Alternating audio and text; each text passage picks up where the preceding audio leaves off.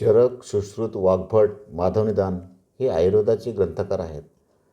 तसं आयुर्वेद ऋषी परंपरेतील शेवटचे ग्रंथकार म्हणून मधुर अद्वैताचार्य समन्वय महर्षी श्री गुलाबराव महाराजांचं नाव घेतलं जातं. संतश्रेष्ठ गुलाबराव महाराज हे अमरावती जिल्ह्यातील मादान या गावी त्यांचा जन्म झाला. त्यांनी 32 वर्षाच्या आयुष्यामध्ये 132 ग्रंथाची निर्मिती केली. त्यापैकी मानस आयुर्वेद हा त्यांचा अत्यंत महत्त्वाचा असा ग्रंथ मानला जातो. त्यांच्या म्हणण्यानुसार सगळ्या रोगांचं मूळ कारण हे मानसिक स्थिती आहे. मनातील विकार जेव्हा स्थूल रूपाने होतात तेव्हा ते रोगरूप होतात.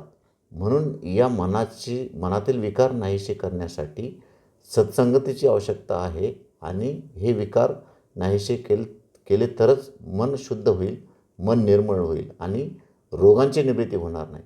म्हणून गुलाबराव महाराजांचा जो मानस आयुर्वेद ग्रंथ आहे तो अत्यंत महत्त्वाचा असा ग्रंथ आहे.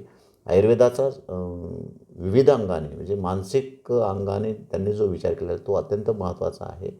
आणि म्हणूनच राष्ट्रसंत तुकडोजी महाराज गुलाबराव महाराजाविषयी असं म्हणतात की संत गुलाबराव बालांद त्यांच्या जिव्हाग्री शास्त्रवेद हे पूर्वजन्मीचे संचितची सिद्ध नव्हे प्रारब्ध फुकाचे.